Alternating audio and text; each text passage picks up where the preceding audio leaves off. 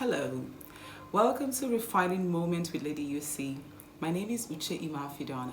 I'm an etiquette consultant and a relationship counselor, and I'm just so excited to welcome you back to my channel. I know that I've been away for some time now, say close to a year, but thank God it's not up to a year yet. And this is because there's been a lot going on here and there, but thank God we're back, and that's the most important thing. And what is even more important is that we're back and better.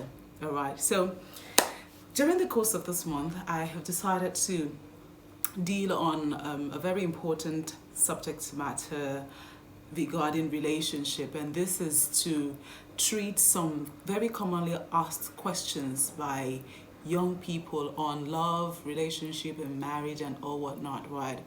And we'll be dealing on questions and case scenarios so that we can better understand, how to manage our relationship so that we can enjoy the great life that we should enjoy. Is that okay? Good. So we're delving straight right into the conversation. The first question that I'll be dealing on is, for how long should I date before marriage? Now, this is an interesting question to ask because I can very well understand why anybody would ask this question, because the dating journey sometimes tends to be like an indefinite journey where you really do not know when and where to begin to have the conversation of a marriage. So this is my response. Now, if you have not gotten into any relationship or you are planning to, now you really need to have a conversation with your partner or whoever it is that you're going to go into a relationship with regarding what the relationship is about. So what I'm saying is for you to have a clear definition from the get-go, from the very beginning, as to what you are about to embark upon. Do you understand it? So a clear definition and clarification from the beginning would help you set the pace for the dating or relationship experience so that one doesn't get into it and get stuck. And while you're at it, from there, because you have a goal that you have set, you definitely will have a plan, and the plan should be geared towards marriage. Ordinarily, I do not support any form of dating relationship whatsoever, but I also understand the fact that sometimes people just need time to plan for marriage. And so while that is happening, friendship could be happening, but friendship without any form of emotional involvement or intimate involvement, if you understand what I mean, because the whole dating journey is a different conversation on its own that is not godly, as it were. But like I said, if it is geared towards marriage, then you can have that break for time when you get to plan for marriage, introduction, and all that. Now, if you are already in a dating relationship and you actually do not know what next to do because your partner is not forthcoming, he's not telling or she's not telling if they're really ready for marriage, maybe because you are ready, but your partner is not saying anything with respect to marriage. Now, this is what I would want you to do. My candid advice to you is to take back the wheel of your life. So this is what I mean, because of course you've gone into that journey with him without, having a clear definition from the start.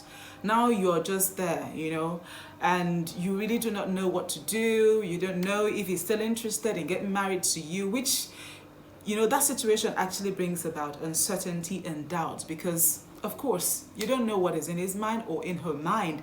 And because, of that uncertainty, people tend to wait for like forever before the whole proposal or the whole question is popped. So if you are in that situation where you do not even know if you should keep going forward or if you should keep waiting, and you do not know for how long you need to wait for, this is my charge to you.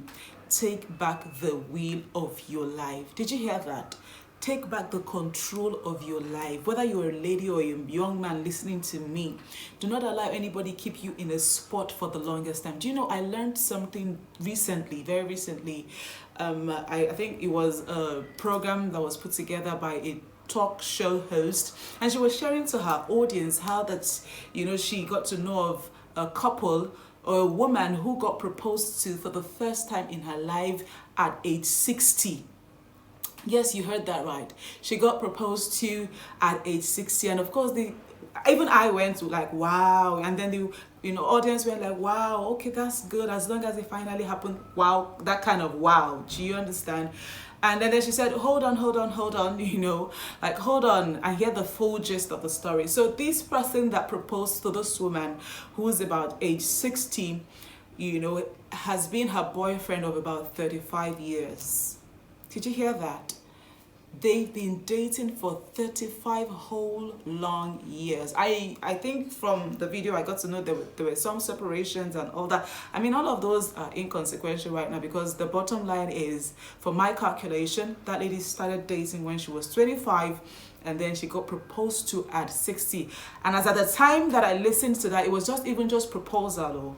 It wasn't even marriage yet. So I'm hoping she doesn't have to wear the engagement ring for eternity before marriage eventually gets to happen. I mean, this is someone who ought to have been somebody's granny. I do not know for a fact if they had children or grandchildren, but I'm just amazed at the fact that, someone will have to date for 35 whole long years and then wait to be proposed to by someone when she's 60. I know that that's not something that you're ever envisioning, to happen for you. And you can only begin to take back the wheel of your life and make that decision now if you take a step or the right step. So this is how you can take back the wheel of your life and take control of your life. Now, what you do is to have a date with your partner. Make sure that the two of you have, go out on a date or something and have a one-on-one, heart-to-heart communication or conversation regarding the state of things with your relationship. So you are the one who needs to find out what's happening, and then you get to ask, like, please, I'd like for you to help me understand what's happening. What are we doing? Where are we headed with what we're doing? Are we on the same page? I'd like to be on the same page with you if you carry me along. And from that conversation, the outcome of that conversation would tell if you should still keep hoping and still keep being there waiting, or if you should just tell yourself, say to yourself, like, what? In fact, say to your partner, not just to yourself, what? I appreciate you. I appreciate all that this was about for the time that it lasted for. But at this point in time, since we are not on the same page regarding, our goals, I think I'd like for us to call this, a break. Let everyone go their separate ways. And I'm telling you, if that person is really for you and is really interested in doing life with you, he will come right back. But if he's not, or if she's not, then let the right person come and find you, open and ready for a more meaningful lifetime or a life union relationship, of course, which is marriage.